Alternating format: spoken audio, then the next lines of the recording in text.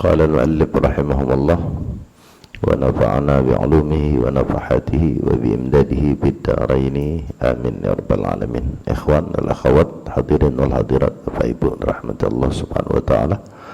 Alhamdulillah, syukur kehadirat Allah subhanahu wa ta'ala.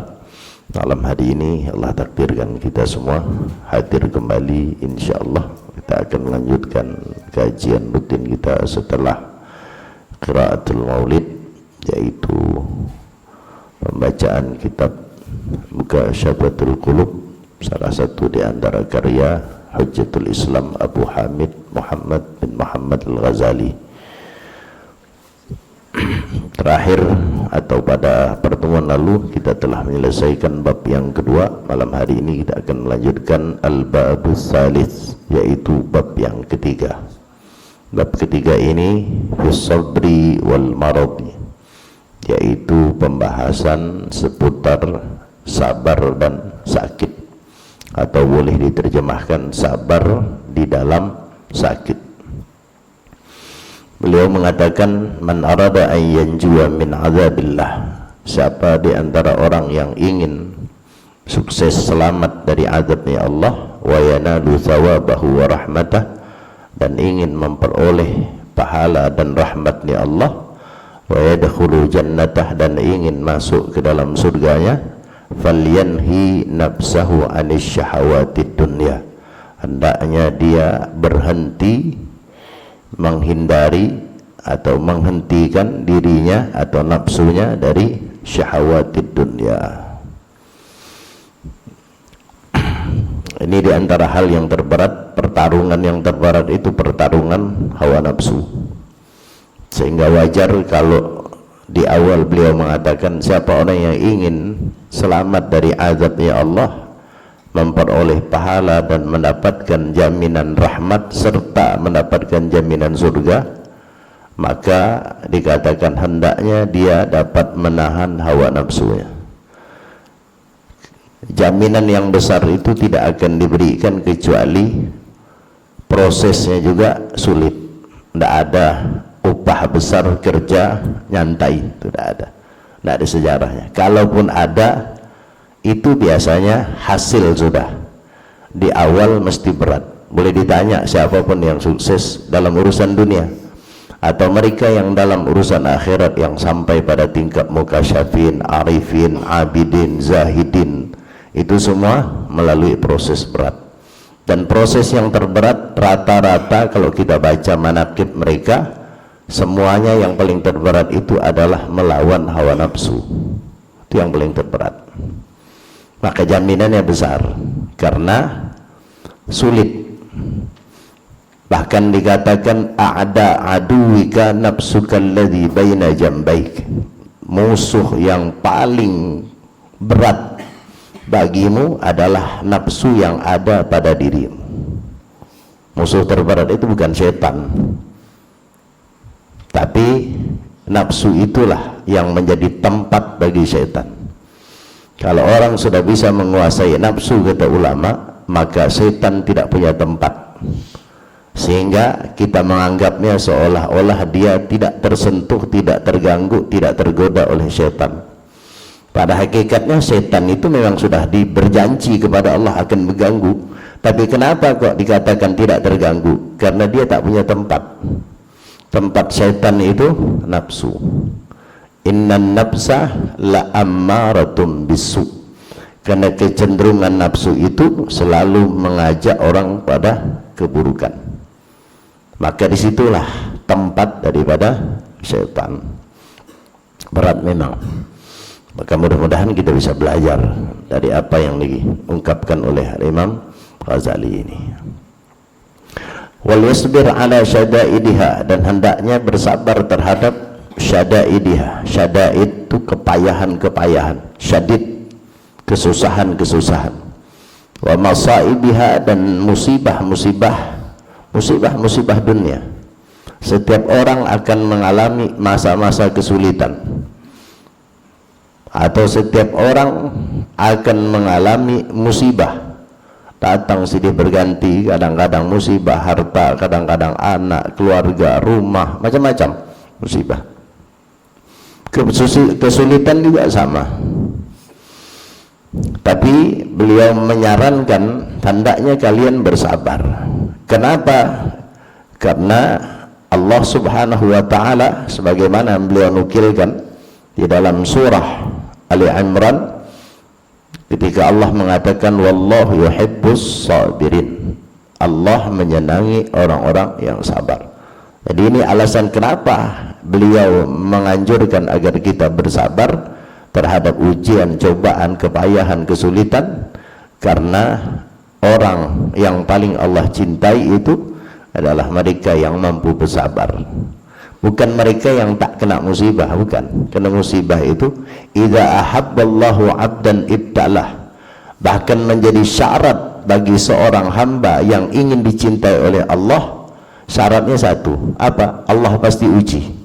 Jadi kalau ada seorang tidak mendapatkan ujian, bisa jadi dia adalah orang yang bukan pilihan Allah, bukan orang yang dicintai oleh Allah. Fir'aun tak dapat ujian, tak dapat cobaan secara zahirnya, semuanya enak. Bahkan cobaan, ujian, musibah berupa sakit pun tak pernah. Bahkan dikatakan pilek pun tak pernah Fir'aun tuh.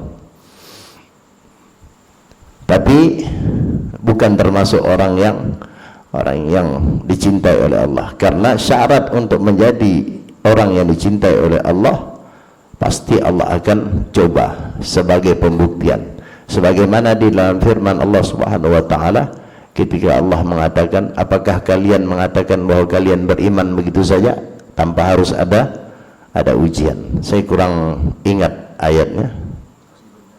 Ahasiban nas ayaqulu amanna wa hum la yuftanun.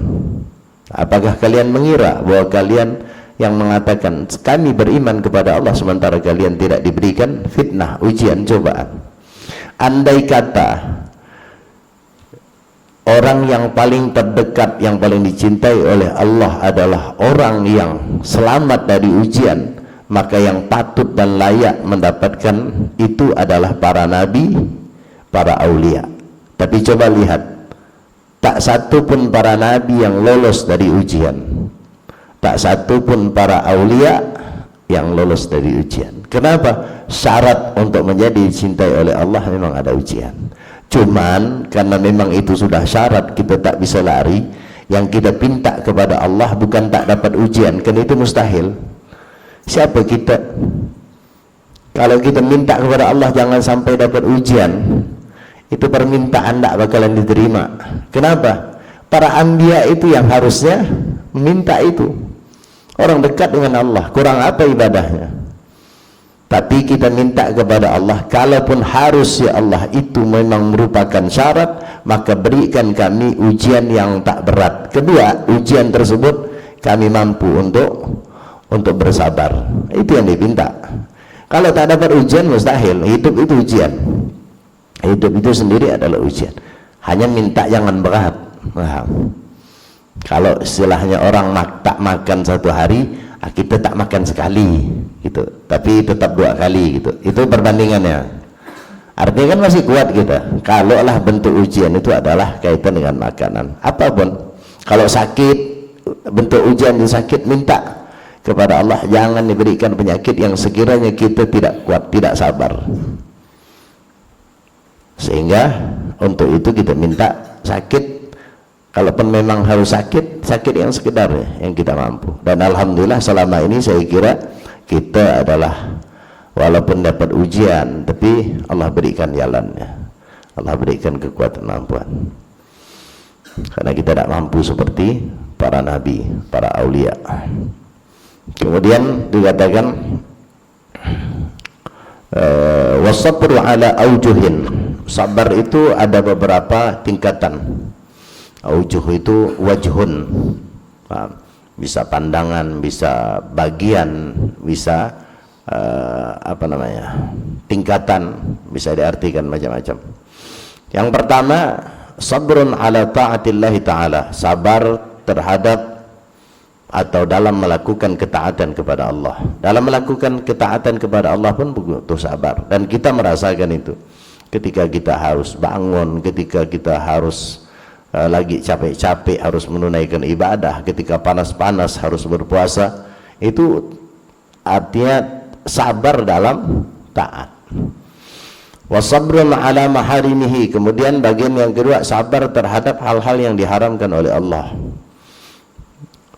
Ada di antara kita yang mampu secara persenan, kalau kita persenkan 80, ada yang 70, ada yang 60, ada yang 50, ada yang 40 dalam kita menjauhi hal-hal yang diharamkan oleh Allah.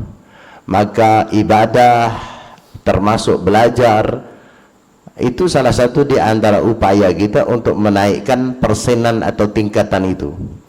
Kalau dikatakan sampai kita buat apa belajar kalau masih melakukan hal yang haram, maka sampai kapanpun kita tidak akan pernah belajar. Buat apa kau ibadah engkau masih melakukan yang haram? Kalau seandainya syarat untuk beribadah itu harus nunggu kita tidak sama sekali melakukan keharaman, maka kita akan terlambat ibadah. Apa? Karena kita berharap dari ibadah itu persenan tadi itu meningkat. Menurun kalau dalam ini ya. Kalau yang dulunya kita mungkin sebelum kita rajin majelis, sebelum kita rajin beribadah, mungkin lebih parah kali 50% andai kata. Setelah ada ini sedikit-sedikit. Semuanya butuh fase. Semuanya butuh ini. Apalagi kita zaman hari ini, zaman sekarang ini, tidak seperti orang dulu. Orang dulu tidak melakukan hal-hal yang diharamkan oleh Allah, bisa jadi karena memang untuk melakukan itu sulit. Mohon maaf, contoh, ada orang niat nak berjudi, atau ada orang niat waliyadzubillah berzina. Zaman dulu mencari tempat itu payah. Sudahlah payah, kemudian harus dilihat orang lagi, takut ketahuan orang, jadi banyak. Sehingga walaupun ada keinginan, kemungkinan dengan sulitnya, dengan payahnya, dengan jauhnya, sehingga tidak jadi. Nah hari ini kita dihadapkan dengan zaman yang itu semua hadir.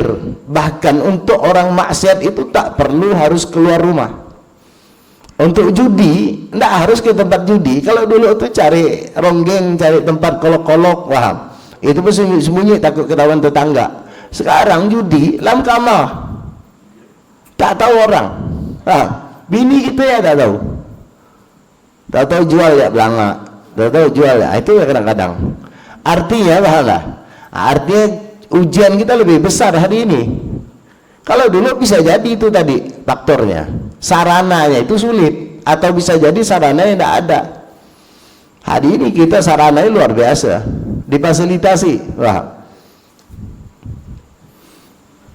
di antara judi online itu kalau saya tanya, kalau HP dia disembunyikan, dia tahu kodenya, dia pinjam HP kawannya masih jadi.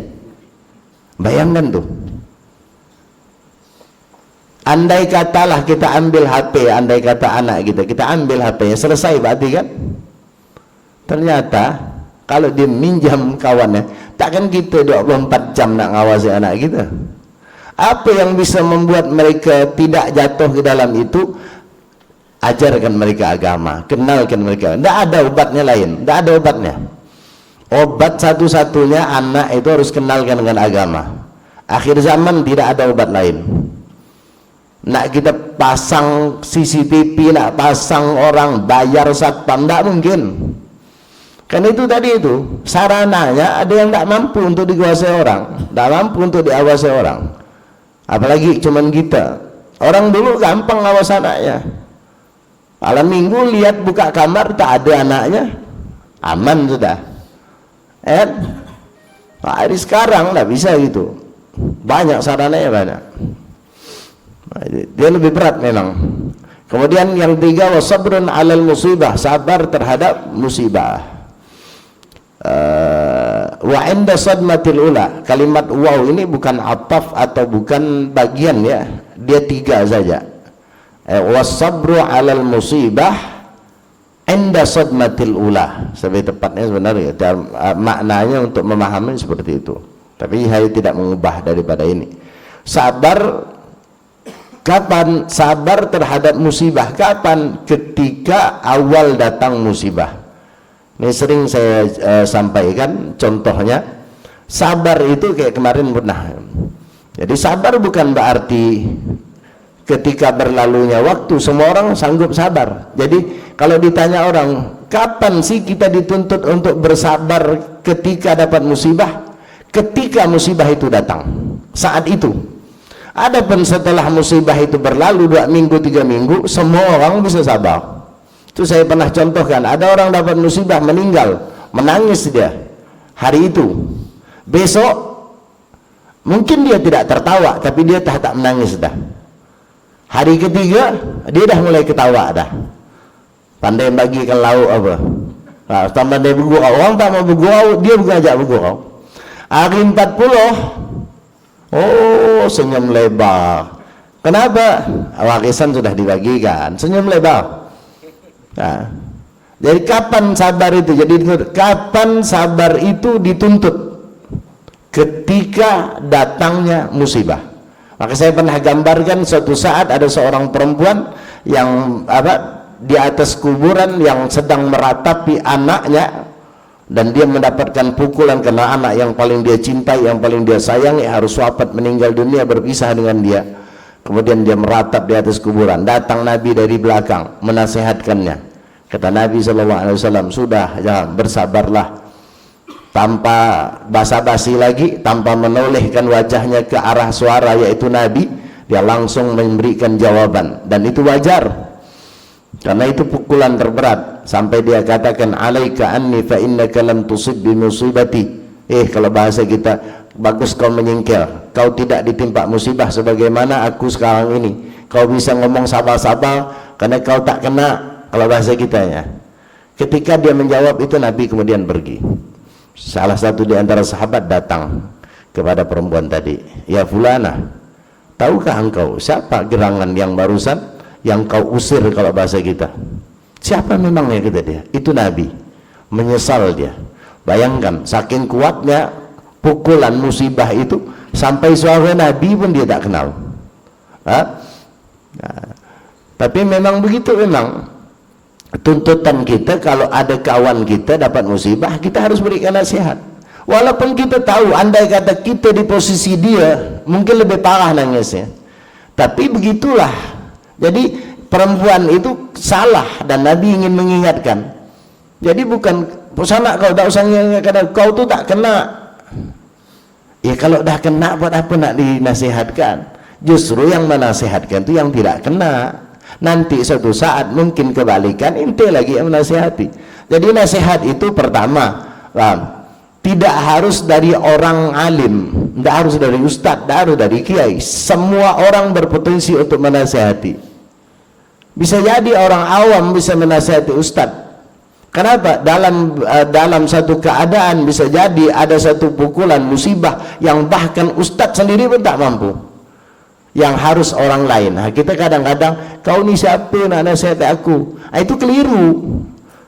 Karena ayat yang ketika Allah berkaitan dengan nasihat, tak khususnya terkait dengan kesabaran, kalimatnya watawasau bil haqqi kalimat watawasau, saling, kalimatnya saling. Artinya hari ini mungkin anda yang menasihatkan, besok anda yang dinasihatkan. Jadi tidak ada masalah tinggi, besar, alim dan tidak alim. Semua orang butuh nasihat. Maka Nabi mengatakan ad-dinu nasihah. Agama itu nasihat. Dan hadis ini kalau tidak salah dinukil oleh Al-Imam Habib Abdullah Al-Haddad dalam kitab Nasaiuddiniyah. Agama itu secara keseluruhan nasihat. Jadi kalau ada orang anti dengan nasihat, berarti dia tak paham, tak ngerti. Hanya kalaulah kita harus di posisi menasehati, maka cara menasehati itu diatur. Ada orang kadang-kadang dia betul yang nasehati, caranya kurang pas. Nah, itu bahasa pertama negaranya dah tak pas dah. Nasihat itu kan ada antara orang tua, itu lain nasihatnya. Orang tua antara orang tua anak muda ke orang tua. orang yang awam ke orang alim nasihatnya. Nah, dan itu uslub, apa namanya uslub itu, metode. Nah, metode ini memang harus banyak baca. Nah, usahakan kalau menasehati harus menasehati orang yang tua dari kita, jangan sampai dia merasa dinasehati. Nah, walaupun anda pribadi tak mampu melakukannya, anda nukilkan ini di antara yang saya baca. Al-Imam atau cucu Nabi Sayyidina Hasan dan Husain pernah suatu ketika akan berwuduk, kemudian ada orang tua yang lebih dahulu datang ke tempat wuduk tadi, wuduknya salah. Nah, kalaulah Sayyidina Hasan dan Husain walaupun cucu Nabi, tapi karena umur masih budak-budak kalau bahasa kita, paham? Yang dinasehat ini udah sepuh dah dia. Kalau dia datang, Pak, mohon maaf, salah tuh. Pertama tak didengar, yang kedua bisa kena seranah dia. Budak-budak kecil mana-mana orang tua. Nah, macam mana caranya? Itu salah satu uslubnya, zakat pintarnya. Cucu daripada Nabi Sayyidina Hasan dan Husain. Dia perintahkan Husain oleh Hasan, karena Hasan abang. Dikatakan Hasan apa ya? Kemudian ya Husain dibisikkan, kau berwuduk seperti wuduk dia yang salah tadi itu. Sayyidina Husain pun pergi tempat wuduk, kemudian wuduk seperti orang tua yang salah. Orang tua masih hidup. Nah, baru Hasan datang, ya Husain, salah, keliru, bukan gitu wuduk itu. Orang tua tadi, ini berarti wuduk aku pun salah, karena wuduk aku sama dengan dia nih. Nah, ujung-ujungnya orang tua itu merubah, tapi tanpa sadar bahwa nasihat itu sebenarnya untuk dia. Nah, ini yang paling payah. Nah, macam mana caranya? Ini kan dalam satu seperti wuduk. Kalau dalam hal lain belum ada contohnya. Cuman bisa kita pikir-pikir macam mana caranya. Bisa. Itu salah satu di antara tafakkaru sa'atan khairun min ibadatis sanah. Salah satu di antara tafakkar yang macam ini, paham? Yang mendatangkan ini bukan ngayal, paham? Lalu tak mau salat, kenapa? Ngayalnya aku ya seperti ibadah 1000 tahun. 2 kali ngayalnya aku dah aman, paham? Itu ngayal, beda. Tafakkar itu artinya berpikir untuk kemaslahatan, untuk kebaikan, untuk semangat, motivasi. Itu namanya tafakkar, paham? Tafakkur tentang ciptaan Allah yang menaikkan rating keimanan kita, itu bahasanya tafakkur. Nah, ini dikatakan musabrun alal musibah inda sadmatil ula. Jadi perempuan tadi itu datanglah kepada Nabi meminta maaf lah atas perilakunya, karena dia tak tahu, paham? Tapi Nabi memberikan satu pesan. Yang pesan tadi ini persis dengan kalimat wasabrun alal musibah inda sadmatil ula. Kata Nabi, as-sabru inda sadmatil ula. Sabar itu, kata Nabi, ketika pertama kali musibah. Nah, kalau kau dah pergi, dah berjalan sampai segini, udah wajar kalau kau sadar sekarang nih. Ketika pertama itu, nah ini yang paling berat, yang paling sulit. Dan itu yang dituntut dari sabar. Faman sabara ala ta'atillahi ta'ala. Lantas kalau ada orang sabar, apa yang dia peroleh? Ini disebutkan faman sabara atau sabira ala ta'atillahi ta'ala a'tahu Allah ta'ala yaumal qiyamah 300 darajah fil jannah. Siapa orang yang bersabar dalam ketaatan kepada Allah, ini upahnya, bahasanya ganjarannya, maka Allah akan menganugerahkan atau memberikan kepadanya pada hari kiamat 300 derajat. 300 derajat untuk mereka yang taat, yang sabar dalam ketaatan kepada Allah. Berapa hebat derajat atau 300 derajat tersebut? Apa namanya? Nominalnya apa? Harga itu apa? Nominalnya ya. Kullu darajah ma baina sama'il ard. Setiap derajat yang tadi 300 itu, antara satu derajat ke derajat itu, paham? Itu antara langit dan bumi. itu satu derajatnya. Ini 300, ente bisa bayangkan. Nah, bukan derajat itu satu tingkat, cuman satu tingkat begitu, enggak. Ini derajatnya, ketebalan derajatnya itu atau keagungan derajatnya itu satu derajatnya antara langit dan bumi. Dan orang yang sabar dalam ketaatan kepada Allah, dia memperoleh 300 derajat yang ketebalannya setiap derajatnya antara langit dan bumi. Waman sabara ala maharimillahi atahullahu yaumal qiyamah, dan siapa orang yang sabar terhadap hal-hal yang diharamkan oleh Allah Subhanahu wa taala, atahullahu yaumal qiyamah, Allah akan berikan kepada dia pada hari kiamat 600 darajah, 2 kali lipat. Sabar terhadap taat 300, sabar terhadap hal-hal yang diharamkan oleh Allah 600, berarti 2 kali lipatnya. Kullu darajah mislu baina sama'is sabi'ah wal ardi sabi'ah, dan derajatnya lebih hebat lagi. Satu derajatnya, perbandingannya seperti antara langit dan bumi 7 kali lipat. Kalau tadi 1 kali saja, pertama Allah berikan 2 kali lipat secara derajatnya, kemudian keagungan derajat atau ketebalan derajatnya tersebut, ketinggian derajatnya juga Allah bedakan antara langit dan bumi, tapi 7 kali. Kemudian dikatakan waman sabira 'alal musibah, siapa orang yang sabar terhadap musibah, atahullahu ta'ala yaumal qiyamah, Allah akan memberikan kepada dia pada hari kiamat 700 darajah fil jannah, di surga. Kullu darajah ma bainal arsy ila Suraya, Suraya di situ, yaitu antara ars dan bintang Suraya. Bintang Suraya ini kejora ke?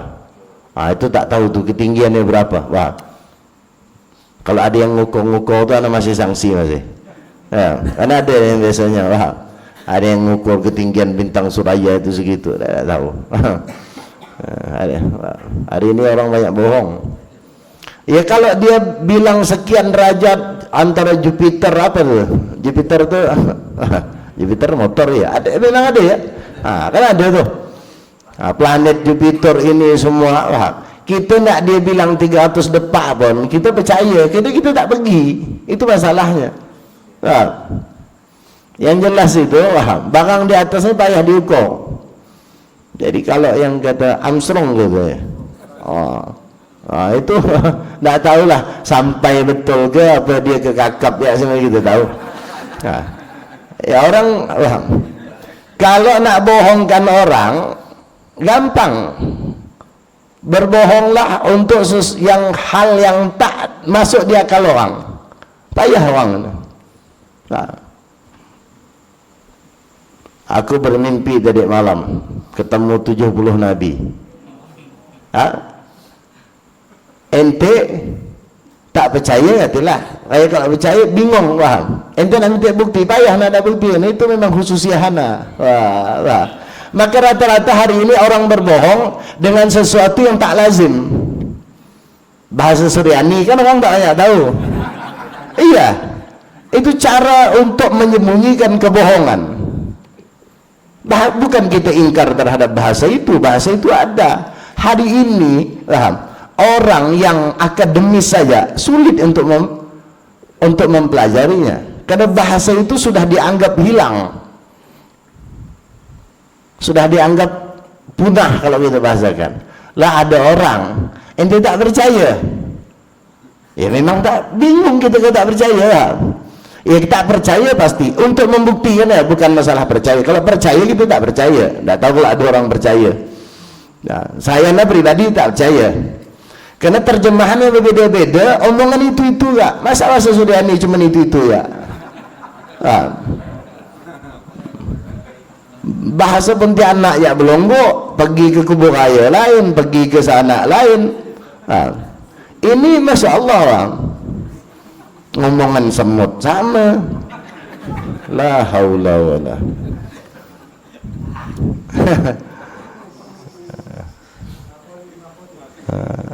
Sampai Alan Musibah mana tadi itu? Sampai hilang ini. Seraya. Nah ini apa?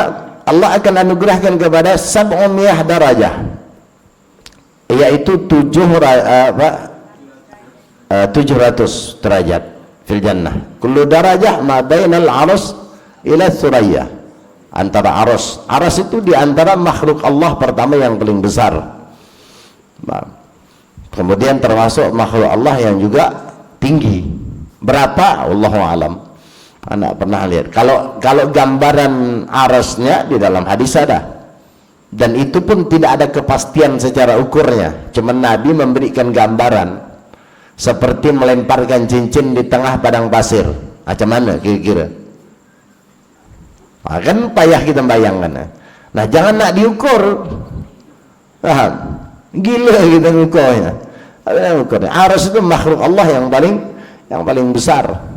Oleh karenanya ketika Allah mengatakan Ar-Rahmanu 'alal arsy istawa, Allah, kata ulama khalaf, istaula 'alal ars. Allah menguasai aras. Loh, memangnya Allah tidak menguasai yang lain? Itu bahasa untuk jawaban seluruhnya. Aras yang besar saja di bawah penguasaan Allah, apalagi yang lain, gitu Pak.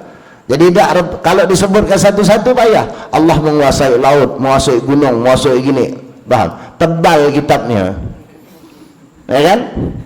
Lah cukup Allah menguasai aras.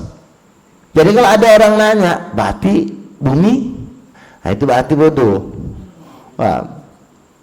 Jadi bahasa itu namanya bahasanya. Aras itu makhluk Allah yang paling besar. Nah, itu derajat. Artinya kesimpulannya dari 3 derajat ini, berarti derajat yang paling terakhir yang paling besar ganjarannya. Apa itu? Derajat terhadap musibah atau sabar terhadap musibah, besar ganjarannya. Karena memang tak semua orang mampu. Kalau yang tadi itu, yang pertama saya jadi, aku nih Pak kalah ketua, kalau tak kewajiban, artinya tetap dilakukan ya walaupun agak malas-malas. Wah, lolos. Keharaman, itu keharaman itu tadi banyak macam. Songkok pakaian itu bisa penghambat kita untuk melakukan keharaman, atau sepaling tidak memperkecil frekuensi melakukan keharaman. Mohon maaf ya, kalau kita pakai gamis, pakai ini, kalau kita nak melakukan hal-hal ini, nak ganggu-ganggu cewek gitu, itu mikir, mikir. Maka hari ini pakaian ini mulai dirusak orang, karena salah satu yang menghambat umat Islam untuk tidak melakukan atau memperkecil melakukan keharaman itu diantaranya pakaian. Pertama diisukan pakaian ini diejek-ejek lah, Pak Haji lah, inilah, begamis itu, paham? Aneh kayak dulu kan? Mohon maaf, jarang orang pakai gamis dulu. Sarungnya payahnya kayak. Hari ini tak nunggu orang mondok, Masya Allah pakai songkok, pakai ini, tak, dan mereka tidak bisa membendung itu. Sehingga apa? Oh, ini bahaya ini. Pertama pakaian mereka yang jenis UU itu, paham? Mulai dari kensi dari ini kan mulai tak laku. Yang kedua, siar ini makin tebal, artinya semakin kuat. Caranya macam mana? Kalau dihalang ini tak bisa. Bahkan mohon maaf, hari ini pakai ini sudah jadi model, kan begitu? Tak bisa dihalangi. Caranya bagaimana? Kita rusak citranya, sehingga ketika ada perampokan, pemerkosaan, termasuk koruptor, dipakaikan songkok. Sempat terpikir ada antum? Narkoba, yang sebelumnya tak berkodong pun dipakaikan kodong. Untuk apa? Ana dari dulu terpikir ini posak. Ngapa sih pemerintahan kita ini? Memang bukan pemerintahannya, oknum. Tapi kan ini artinya bersandar dengan pemerintahan. Mohon maaf, kayak dibuat sebuah aturan ketika Islam KTP-nya melakukan pelanggaran, apapun pelanggar kau dah pakai baju kuning tuh dipakaikan songkok, yang perempuan dipakaikan kerudung. Pertanyaan, untuk apa itu? kalau bukan untuk memberikan citra buruk terhadap Islam. Dan yang anehnya, ketika non-muslim melakukan itu, tidak ada pula dia pakai pakaian dia itu. Kita tidak pernah ngeh, karena kita tidak pernah komplain. Kalau saya dari dulu komplain itu, bukan berarti dia tak boleh. Kalau kau sebelumnya memang hari-harinya pakai songkok, mungkin, ya. Ini tak pernah kenal songkok, tak pernah kenal kerudung, lalulah tertengkek kerudungnya. Dan pelanggaran kalau dah kaitan dengan pondok, pesantren, apa saja nilai agama, itu beritanya cukup lama. Itu tidak lain dan bukan salah satu di antaranya untuk menjatuhkan.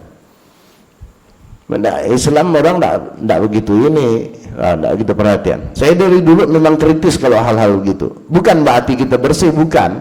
Caranya itu tak nyaman saja. Andai kata kita tidak bisa mengharumkan Islam, sepaling tidak janganlah kau nodai Islam itu. Ini kita mengharumkan, tak ada ngotor iya. Sikit-sikit nama Islam. Sekarang berkeliaran macam-macam. Aliran-aliran yang sudah jelas akidah menyimpai, harus tegas harusnya, tidak usah dibiarkan. Kalau semacam kita nih ngomong, tidak ada gunanya, karena mohon maaf, secara pangkat kita tak ada pangkat, secara jabatan tak ada jabatan. Ana biasanya kalau kawan-kawan, ini ada yang ini, cobalah ente buatkan video, Ana bilang, ya Allah, masih banyak yang mau kita urus nih. Kalau setiap hari kita harus menanggapi setiap video yang ada di TikTok, di YouTube itu, tak kerja gitu. Sehari buat video ya. Kenapa? Itu memang sudah dirancang, tak terkecuali dengan bahasa makali-makali itu. Sama, antum boleh lihat nanti. Itu cara untuk menghancurkan. Bayangkan tuh, sudah jelas kesesatannya, dibiarkan, bahkan mohon maaf, didukung. Dan ketika mendukung, mengatasnamakan satu lembaga besar, harusnya yang punya lembaga protes. Ini orang bukan orang kami. Tapi selama ini pernah dengar ente jawaban? Tak pernah. Bahaya itu. Itu akidah, bukan tentang masalah ini. Akidah yang disampaikan itu. Orang yang tak percaya saya gugur salatnya. Itu ente siapa? Coba. Kalau kesesatan ini kemudian tidak diminimal, ini kami sebagai warga, apa sih organisasi saya tak sebutkan, yang mungkin mengatasnamakan kami, maka kami tidak pernah menganggap dia sebagai organisasi. Kami punya manhaj, kami punya metode, kami punya ideologi. Ini bukan. Harus begitu harusnya. Sekarang tidak ada. Maka Anda bingung sekarang itu, organisasi besar-besar tidak ada manfaatnya. Diam itu tidak manfaat. Kalau kita ngoceh tak ada manfaat. Kenapa? Memang tidak didengar orang. Siapa yang nonton anak nih kalau anak ngoceh? Tak ada. Harusnya begitu. Nah, ini hal-hal mulai nih dirusak. Pada akhirnya kita ini pun berantem. Tinggal nunggu waktunya saja. Nah, orang-orang kayak gitu harusnya dicegah. Siapa yang punya kedudukan lah, yang punya organisasi besar, harus. Allah mahfadna. Kemudian lanjutnya, wa hukiya anna Zakaria alaihi salam, diceritakan anna Zakaria alaihi salam haraba minal yahud. Nabi Allah Zakaria di dalam sebuah kisah atau cerita, beliau lari dari kejaran Yahudi. Dari dulu memang Yahudi suka ngejar. Banyak misalnya Zakaria ya, Nabi Allah Zakaria dia dah ngejar dah. Apa kayak sekarang? Iya. Faqaffau atharahu. Kemudian faqaffau tu qaffa fulana ay atba'ahu tatabba'ahu. Dia kemudian diikutinya. Kemana Nabi Allah Zakaria ini pergi, diikuti. Falamma danau minhu, ketika sudah mendekati ketika mereka sudah mendekati minhu daripada Nabi Allah Zakaria karena dikejarnya. Ra'a syajaratan, kemudian Nabi Zakaria melihat satu pohon. Faqala laha, langsung spontan Nabi Zakaria berkata kepada pohon tersebut, mengatakan, ya syajarah adkhilni fik, masukkan aku ke dalammu. Fanshaqqat asy-syajarah, kemudian pohon tadi terbelah. Terbelah. Ini yang ngomong Nabi Allah Zakaria, jangan ente bila, jangan khayalkan kayak kita. Macam mana ya terbelah? Enggak usah, kelamaan ente. Ini Nabi, paham? Batu saja bisa ngomong dengan Nabi. Ini Nabi Allah Zakaria ngomong, masukkan aku ke dalammu wahai pohon. Kemudian pohon tersebut dengan izin Allah tentunya terbelah. Fadakhala fiha, masuklah Nabi Allah Zakaria ke dalam pohon tadi. Summal ta'amat alaihi, kemudian pohon tadi kembali lagi. Ilta'ama artinya kembali utuh lagi seperti semula, dan Nabi Allah Zakaria berada di dalamnya. Fa asyara alaihi iblis. Iblis ini memanglah udah orang sembunyi, iblis ngasih tahu. Ayatu bil minsyar. Iblis ini bukan hanya ngasih tahu di situ Nabi Allah Zakaria, bukan. Kata dia, di situ ada. Kau ambil gergaji.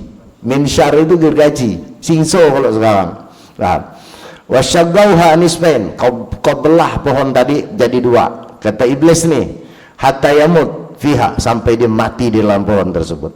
Fafa'alu kama qala iblis. Maka orang Yahudi pun melakukan sebagaimana isyarah daripada iblis tadi. Kemudian wadzalika haitsu i'tasama bisyajarah, dan itu kenapa kemudian pertama kenapa ditemukan iblis atau ditemukan oleh Yahudi, walaupun isyarahnya daripada iblis. Pertama, kenapa Allah tidak melindungi? Karena kalau Allah melindungi, iblis pun tak mungkin mampu.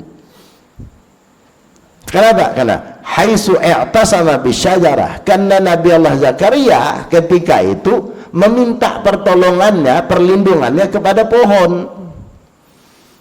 Langsung kepada pohon. Walam ya'tasim billah, dia tidak meminta perlindungan kepada Allah. Fayurithu dzalika halaku nafsih, itu yang menyebabkan kebinasaan daripada Nabi Zakaria. Paham?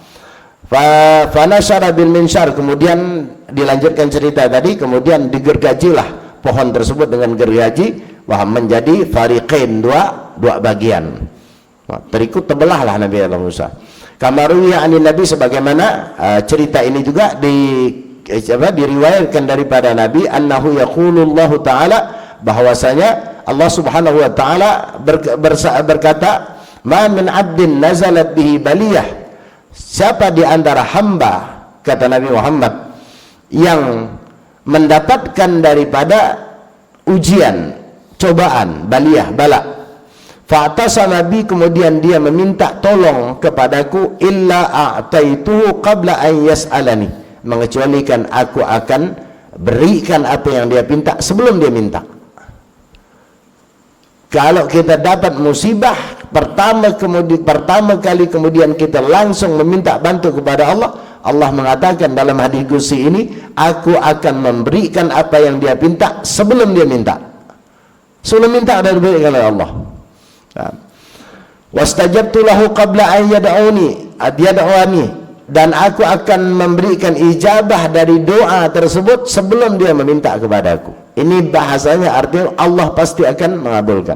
Wa ma min 'abdin nazalat bihi baliyah, dan tidaklah dari seorang hamba yang kemudian mendapatkan cobaan, fa'tasama bi makhluqin duni, dan dia meminta pertolongan, bantuan, perlindungan kepada makhluk selain aku, illa aghlaqtu abwabas sama alaihi, mengecualikan kata Allah, aku akan tutup pintu langit. Itu kata ulama isyarah bahwa doanya tak Allah ijabah. Jadi kalimat pintu langit ditutup tuh karena kenapa istilahnya pintu langit ditutup? Karena kiblatnya doa itu adalah langit. Paham? as-sama as-sama qiblatud du'a, sama qiblat doa. Maka Nabi anjurkan kalau minta kepada Allah mengadahkan tangan, kecuali dalam sholat. Lama mengatakan makruh. Jadi selain daripada di luar sholat mintanya kepada Allah. Kenapa? Bukan berarti Allah di atas, karena memang langit itu kiblatnya doa.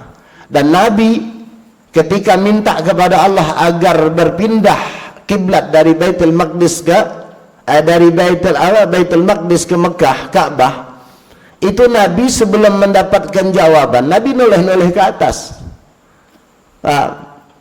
Kenapa? Karena jawaban dari doa tersebut turunnya dari atas, bukan berarti Allah ada di atas.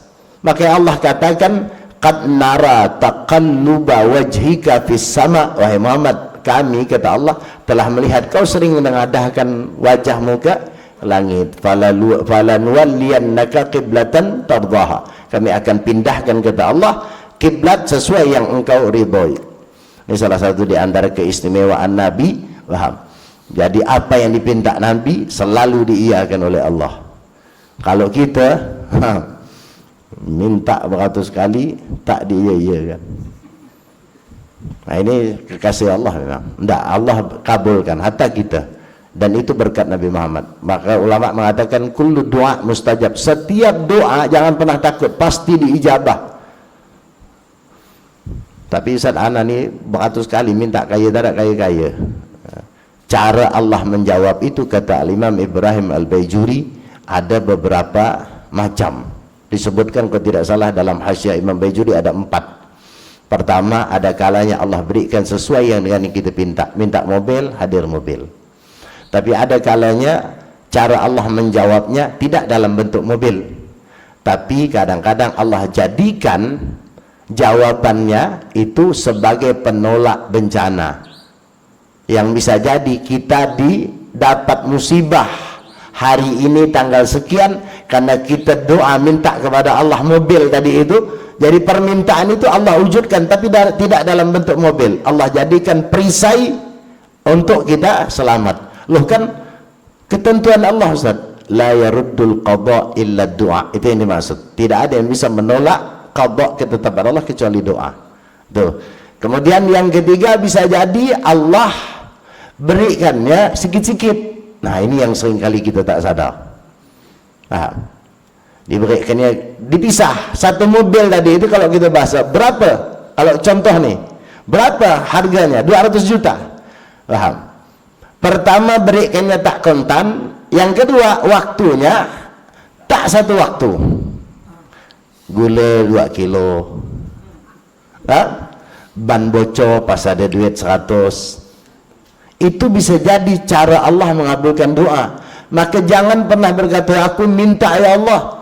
Kalau Allah nak sebutkan, tolong nak malaikat itu kan, kau ingat tak kau bocor waktu itu?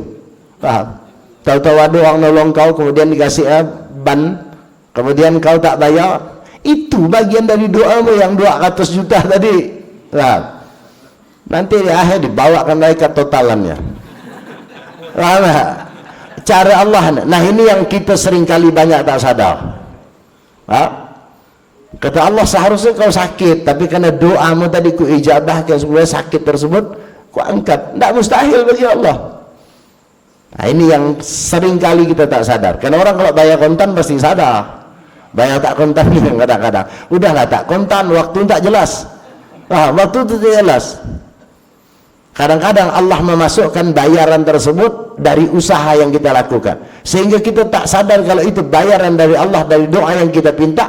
Dan kita selalu menyangka ini kan kerja aku, ini kerja aku ini. Tak ada urusan. Lagak. Itu manusia itu dah tak dapat lagak. Yang terakhir, yang keempat, bisa jadi bentuk Allah mengijabahkan doa itu kapan? Allah tabung. Allah yang paling tahu tentang kita. Di dunia kau tak kebaikan, kata Allah. Faham? Tapi di akhirat kau nanti kau akan terperangah. Maka ada satu kisah, ya Allah, dari mana amal banyak ni, aku tak beramal sebanyak ini. Kemudian Allah mulai menjelaskan, kau ingat waktu kau gini, kau ingat waktu kau pernah minta doa ini. Ya, lupa aku, saking lama anda dia doa tadi, lupa dia dengan doa ya. Tapi Allah tak lupa, dan itu Allah simpan sehingga di akhirat nanti baru kita sadar, ya Allah. Karena Allah sudah berjanji, tidak mungkin tidak diterima. Ud'uni astajib lakum, itu janji Allah. Jadi tidak ada doa yang tidak diterima, semua diijabah oleh Allah. Hanya itu tadi, cara Allah mengijabahnya kadang-kadang tidak seperti yang kita inginkan, tapi pasti Allah ijabah. Nah, ini kemudian ditutup, artinya Allah tak ijabah doanya. Falamma balagal minsyar ila dimaghihi, diceritakan kelanjutannya tadi, ketika gergaji tadi, paham, mengenai daripada dimag, otaknya atau kepalanya daripada Nabi Zakaria, paham, saha, menjerit beliau. Iya gergaji boy, paham, menjerit beliau. Faqila lahu ya Zakaria, ketika menjerit kemudian dikatakan kepada Nabi Zakaria, ya Zakaria, innallaha ta'ala yaqulu lak, wahai Zakaria, Allah berkata kepadamu, lima lam tasbir lil bala, wahai Zakaria, kenapa kau tak sabar terhadap bala? Ditegur oleh Allah Subhanahu wa ta'ala. Taqulu sehingga kau mengatakan mohon maaf ya, itu sudah bentuk daripada tak sabar ya, pengingkaran terhadap, tak mampu. Wahab, kalau kita berapa kali bukan lagi, wahab, geram aku, wahab, wahab.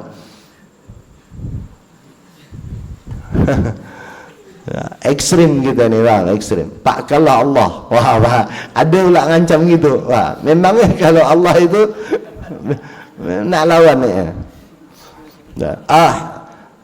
Sehingga lau qultaha marratan thaniyah, kemudian Allah mengancam, wahai Musa, kau tak sabar. Dari mana tidak sabarnya? Ketika gergaji itu mengenai daripada kepalamu, kau mengatakan itu bentuk ketidaksabaran. Kalau kita bisa jadi itu adalah bentuk sabar. Kenapa? Itu wajar, lazim, lumrah. Tapi sekelas Nabi, saja dianggap sudah ngeluh. Ini tingkatnya beda, jangan sama ente. Janganlah ente kena kena tusuk ini. Ya wajar, wajar, karena dampak dari yang kita rasain kadang-kadang terucap. Nah, yang tak boleh itu kalau aduh itu ada kawannya, setan memang. Itu kalau aduh saja, itu kalau bagi kita ya, sekelas kita lumrah. Ada kira-kira ada orang punya bisul di ujung kaki terpangkak, kira-kira tak ada ngaduh. Baik nanti dia nahan. Tapi sekelas Nabi Musa. Tapi Allah ingatkan, lau qultaha marratan tsaniyah, wahai Zakaria, andai kata kau ucapkan lagi kalimat tersebut untuk yang kedua kalinya, la ukhrijas maka bi diwanil anbiya, niscaya ku keluarkan namamu dari kelompok para nabi. Ditarik kenabiannya. Setelah mendengar itu, fa'adda Zakaria syafatai, kemudian Nabi Zakaria setelah dengar ancaman itu, gila nak dikeluarkan dari, bukan nak keluarkan dari perusahaan, ini diwan Nabi. Langsung dia menutupkan kedua bibirnya, wasabara hatta syaqqau nisfain, dan dia mulai saat itu bersabar sampai terbelah menjadi dua. Itu ceritanya. Tapi pada akhirnya sekelas Nabi Zakaria juga sabar. Fayajibu 'alal aqil, kemudian beliau mengomentari, maka wajib bagi orang yang berakal apa? Ayasbira lil bala, untuk bersabar terhadap bala. Wala yasku, dan tidak mengeluh. Nah, ini jadi masalah kalau kita katakan tidak mengeluh. Artinya tidak mengeluh itu mengeluh yang menunjukkan ketidakridhaan. Kalau kemudian kita mengeluh untuk cari solusi, itu boleh. ngeluh kepada guru, ngeluh kepada orang tua. Sebenarnya bahasa Indonesia bingung nggak kita?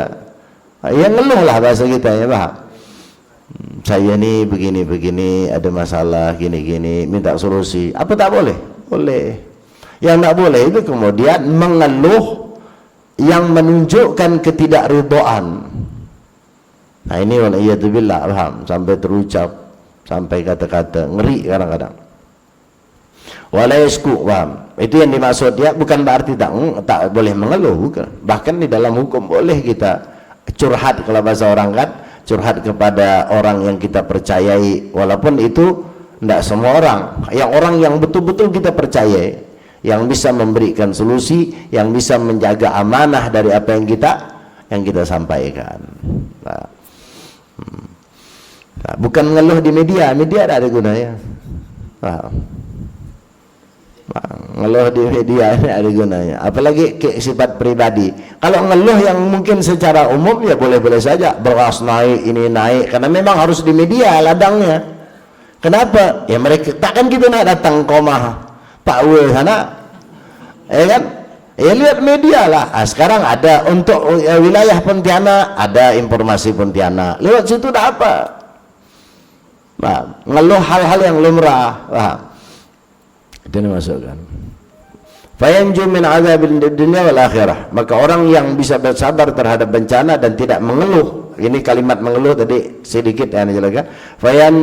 Fayanju min azabid dunya wal akhirah. Maka dia akan berhasil atau sukses daripada azab dunia dan akhirat. Lianna asyaddal bala, kalimat yanju itu selamat.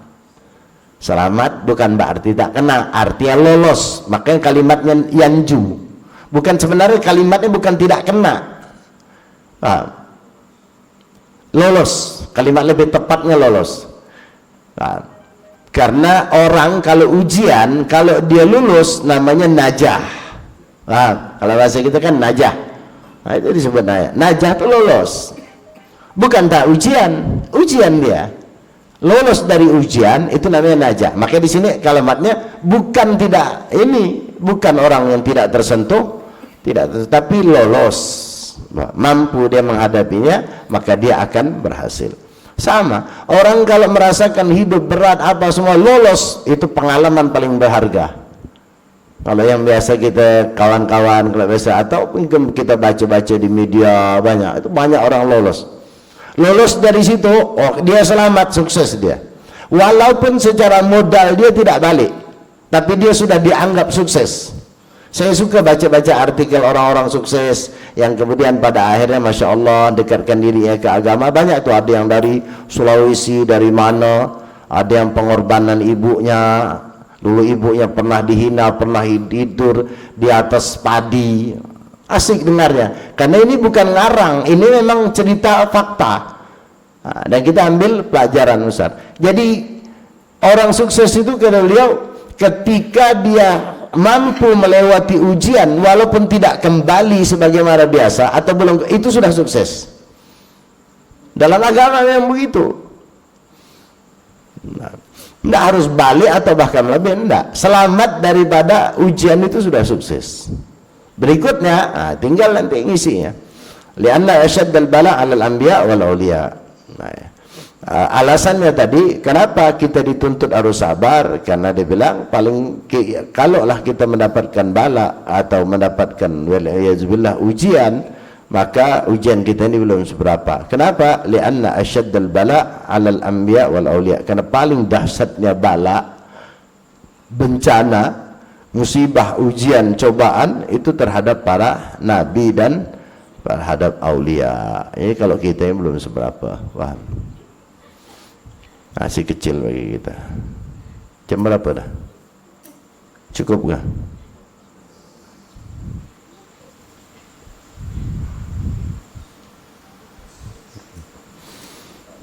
Saya baca sedikit. Qala Junaid Al-Baghdadi rahimahullah.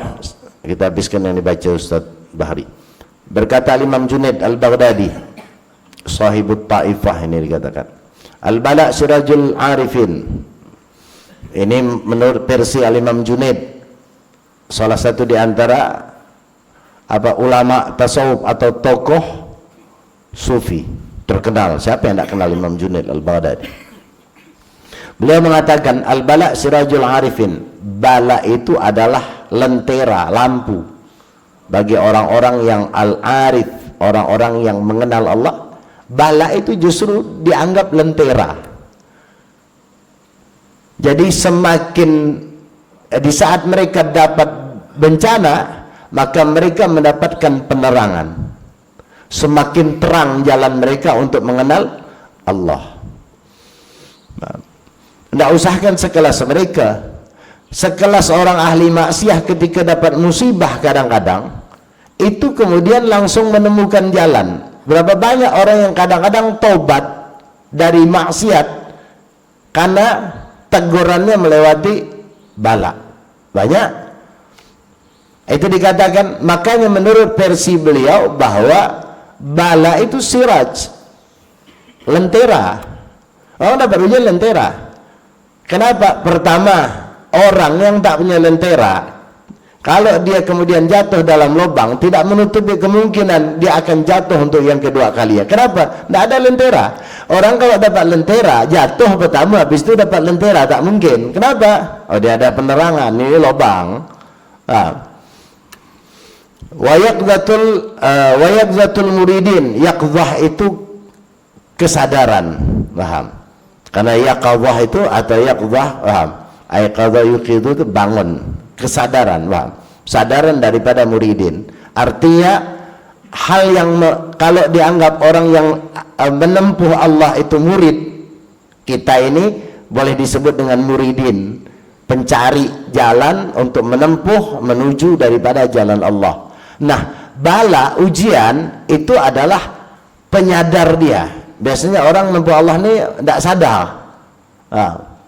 Maka banyak orang-orang yang awal-awal ibadah, mohon maaf, bangga dengan ibadahnya. Awal-awal ibadah. Bagi orang yang sudah ahli ibadah, dia tidak lagi bangga dengan ibadah. Orang baru nak dapat ibadah, dapat setahun, itu bangga. Jadi tidak heran kalau ada orang kemudian baru nak rajin ke masjid, mulai jaga salat fajar, mulai jaga ini, kemudian dicerita, sudah isyraq dah nih. Wah, paham? Itu bahasa kan tak perlu sebenarnya, tapi dia ingin menunjukkan bahwa saya nih jaga sunnah isyraq. Oh, lihat-lihat jam terus, bagus. Cuman kadang-kadang kalau tidak diuji dia tak sadar, just terlalu melayang kalau bahasa orang. Maka ujian yang Allah berikan itu penyadar buat dia. Yaqzah itu penyadar. Orang kalau tak diuji tak sadar. Itu banyak orang kadang-kadang. Ini makanya dikatakan ibadah itu panas kalau di awalnya. Panas itu dalam bahasa ibaratnya panas. Paham? Sama, orang menuntut ilmu, baru-baru dapat ilmu, oh itu panas. Ada antum tanya dia, apa ya hukum ini? Ana dengar, ente belum jawab yang ditanya dia, ana yang jawab, oh hukum ini. Panas, wajar. Baru habis balik mondok, bawa balik dari Yaman, bawa balik dari universitas. Orang yang dah punya karang 20, paham? Kalau tak tanya ke dia, dia tak jawab. Ajar banyak, jadi tidak usah heran kalau ada orang baru awal mondok. Sebenarnya tidak usah heran, memang musimnya, zamannya bagi dia seperti itu. Dan banyak sekali ketika di Mekah ya waktu itu ada orang anak mungkin dari Mesir kali, dia duduk samping kita sampai sana, kita lagi sarapan kalau tidak salah makan malam tuh.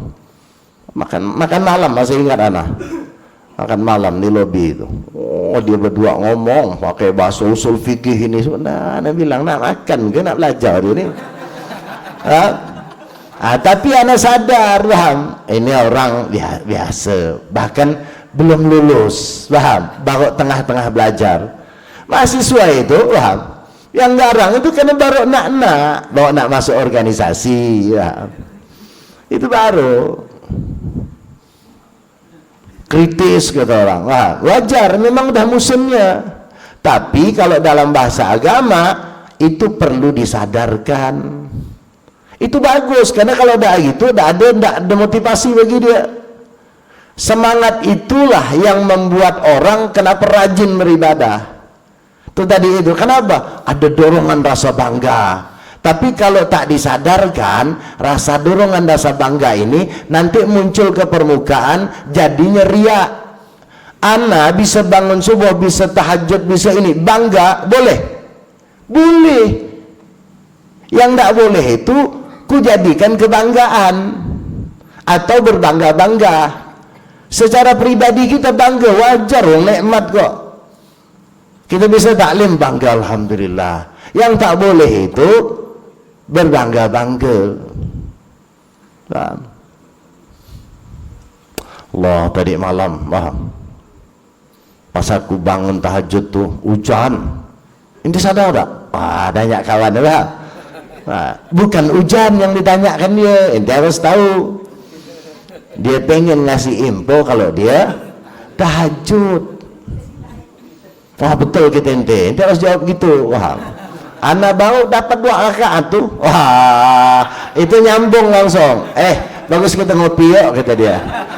Itu cocok Leo namanya. Wajar, tidak apa-apa, motivasi kan. Nanti dia sama-sama besok-besok kita etikap ke sini. Bagus tak? Bagus. Cuman kalau dibiarkan liar itu, maka cara salah satu biasanya Allah berikan ujian. Jangan kau bangga, kau tuh bangun tuh aku yang bangunkan. Nah sekarang kau kebangunkan, kaki kau kelemahkan kita Allah. Mampu ke kau berjalan ke sana? Biar kita sadar. Makanya dikatakan bala itu iaqzatul muridin. Sisanya ente buat sendiri lah contohnya. Banyak. Jadi kalau baca-baca gini ini kadang-kadang melihat keadaan, itu kadang-kadang membuat kita dewasa juga. Ya Allah, kalau kita apa dia nih? Kalau kita baca-baca gini, betul ya, memang dah zamannya. Sama dengan Muhammad, kita udah kawin nih. Ini kan ada yang udah kawin, udah punya anak 2, bahkan ada yang punya dari datuk dah. Lihat gaya budak-budak remaja sekarang, apa perasaan kita? Norak ini. Sebenarnya kita tak bisa ngomong gitu. Dulu kita lebih parah lagi. Cuman kita ni udah ada zamannya, giliran zaman dia. Kan gitu kan? Apa budak-budak ni ngogos motor. Memang iya bang, benci memang, tak benar memang. Cuman kalau zaman kita dulu memang itu enggak bang. Saya kan sama. Cuman kita marah karena kita dah lewat waktunya. Cuman karena kita dah pengalaman, jadikan itu sebagai tolak ukur untuk nyadarkan mereka. Datuk dulu gitu, sama dengan ente, cuman tak ada tengah malam nih gini. Dulu Datuk jam 4. Kan begitu caranya. Sama kita, tapi pengalaman kita jadikan nasihat buat dia. Kalau kita larang, Datuk dulu saya dengar cerita nenek berparah gitu dia, tidur di atas motor, kan? Kalau caranya gitu, paham? Nah zaman Datuk ini, cuman janganlah malam-malam jam 1. Zaman dulu kami gitu-gitu, kalau jam 12 tidak ada dah, tidak ada ribut-ribut. Kami ngobrol-ngobrol pelan, tidak ada ribut-ribut. Jadi dia perbandingan. Kalau nak dilarang, paham? Kita pernah wasalahul mu'minin. Kemudian wasalah bala itu adalah salahul mu'minin. Salah itu apa? Boleh jadi kebaikan, kemaslahatan bagi orang-orang mukmin. Wa halakul ghafilin. Dan bencana itu kata beliau adalah kebinasaan bagi orang-orang yang ghafil, bagi orang-orang yang lalai. Jadi kalau ada orang yang kemudian dapat bencana, kita lihat dia, siapa dia? Kalau dia adalah orang yang dekat dengan Allah, ahli ibadah, maka berhusnudzonlah. Itu berarti Allah ingin naikkan derajatnya. Tapi kalau kita lihat yang dapat bencana tersebut, paham, dah 34 kali dah masuk penjara, sekampung semua tahu, insya Allah Allah nak naikkan derajatnya. Belum tentu, bisa jadi juga, tapi lebih kepada itu balasan. Balasan. Tapi tetap kita tak boleh memponis. La yajidu ahadan halawatul iman hatta ya'tiyahul bala. Seseorang tidak akan mendapatkan kemanisan iman sehingga akan datang kepadanya bala. Waliyadzubillah. Wa yarda wa yasbir, dan dia ridha dan bersabar. Wa qala sallallahu alaihi wasallam man marida lailatan, bersabda Rasulullah SAW, siapa orang yang sakit satu malam, fasabara wa radiya, kemudian dia bersabar dan ridha atas sakitnya, kharaja min dunubihi, maka Allah akan keluarkan atau akan keluar daripada dosa-dosanya kayaumi waladathu ummuh, seperti anak yang terlahir atau yang dilahirkan oleh ibunya, suci bersih. Jadi bisa jadi bukan bisa jadi, sakit itu kata Nabi salah satu di antara cara Allah untuk membersihkan dari dosa-dosa kita.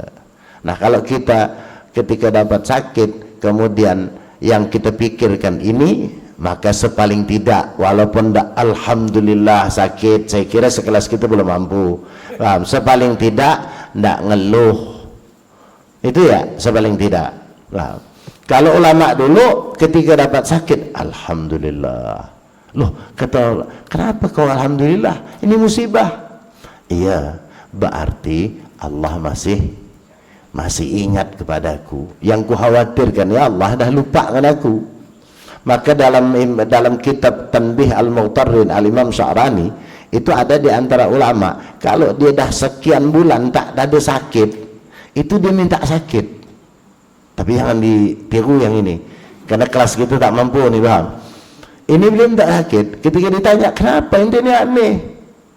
Nabi nganjurkan kita minta sehat walafiat, ente minta sakit. Betul, saya tak nyalahkan Nabi. Cuman saya ini khawatir, kalau lama-lama tak ditegur nih, jangan-jangan Allah ni tak ingat. Makanya saya minta sebagai bukti kalau Allah ingat kepadaku. Saya antaranya. Fa idza maridtum fala tamannu al-afiyah. Maka apabila kalian sakit, maka jangan kalian berharap al-afiyah. Ini berat, bukan kelas kita. Jangan minta afiyah. Ini bertabrakan kalau bahasa kitanya dengan hadis Nabi yang lain. Paman Nabi Sayyidina Ibnu Abbas, ya, Abdullah bin Abbas. Ibnu Abbas pernah datang kepada Nabi. Ya Rasulullah, kata beliau, ini hadis riwayat Imam Tirmidzi, kata beliau, ya Rasulullah, as'aluka, aku meminta kepadamu, ya Rasulullah, berikan atau aku meminta kepadamu kira-kira amalan apa yang patut, yang layak untuk aku minta kepada Allah. Nabi mengatakan, was'alil afiyah, minta afiyah. Dapat beberapa hari kemudian ketemu lagi, pertanyaannya sama. Apa yang sekiranya yang paling cepat, yang paling terbaik yang aku minta kepada Allah? Nabi SAW mengatakan, aku sudah katakan kepadamu. Wah, cuman Nabi dalam jawaban yang kedua ini ada tambahan. Kata Nabi, fa iza sa'alta fas'alil afiyah, fas'alil afwa wal afiyah fid dunya wal akhirah. Makanya kita biasa baca Allahumma inna nas'alukal afwa wal afiyah fid dunya wal akhirah. Itu potongan daripada hadis Nabi. Dan Nabi mengajarkan agar minta sehat wal afiyah. Lah, kenapa kok dalam riwayat ini kalau kalian sakit maka jangan kalian berharap afiyah? Tamannau itu ini, kalau ya Allah mudah-mudahan sehat. Tamannau itu begini, kapan sehat ya? Itu tamannau. Apa diterjemahkan tuh? Lebih enak ya. Tamannau berangan-angan sehat. Jadi kalau sudah ini bukan berarti tak boleh minta sehat, ya, bukan. Karena itu juga di dalam hadis Nabi minta. Artinya tidak mengeluh, tidak ini. Kalau Dhahak, berkata Imam Dhahak, man lam yabtalla man lam yubattil ya, man lam yubattil baina kulli arba'ina lailatan, baina kulli arba'ina lailah bi baliyah aw hammin aw hammin aw musibatin falaysa lahu indallahi khair. Kata Imam Ad-Dhahak, siapa orang yang selama 40 malam tak ada selangnya, tak ada selang dari 40 malam itu dari musibah, dari cujian, atau tak ada kesumpakan. 40 malam tu tenang, senang terus, tak ada kesumpakan. 40 malam tu tak ada ni. Itu dikatakan yabtal tu tak ada pemisahnya, paham? Tak ada selingannya, paham? Au musibah atau falaysa lahu indallah khairun. Maka dia dikategorikan dia adalah sosok yang di sisi Allah tidak ada kebaikan. Karena bukti bahwa dia punya kebaikan, Allah akan berikan dia ujian, cobaan. Jadi tidak usah terlalu bingung, tidak usah terlalu gundah, tidak usah terlalu menyesal, karena itu adalah tanda kebaikan untuk kita. Dapat kepayahan, pusing-pusing sikit kepala, mikirkan ini usaha kita, wajar. Itu adalah cara Allah Subhanahu wa taala untuk memberikan kepada kita satu anugerah yang dalam hal ini pahala, ganjaran, peleburan daripada dosa. Allah Subhanahu wa taala a'lam bissawab. Sisanya nanti kita akan lanjutkan. Baik hadirin dan hadirat, Bapak Ibu rahmat Allah Subhanahu wa taala, mudah-mudahan sekali lagi apa yang kita baca dari kitab Al-Imam Ghazali ini dapat menjadi khazanah, tabungan untuk amal ibadah kita, dan mudah-mudahan kita berharap kita bisa melaksanakannya, mengamalkan dalam kehidupan. Amin ya rabbal alamin. Baik, kita tutup baca doa kafaratul majlis. A'udzubillahi minasyaitonir rajim. Bismillahirrahmanirrahim. Subhanakallahumma wa bihamdika asyhadu an la ilaha illa anta astaghfiruka wa atubu ilaik. Wassalamualaikum warahmatullahi wabarakatuh.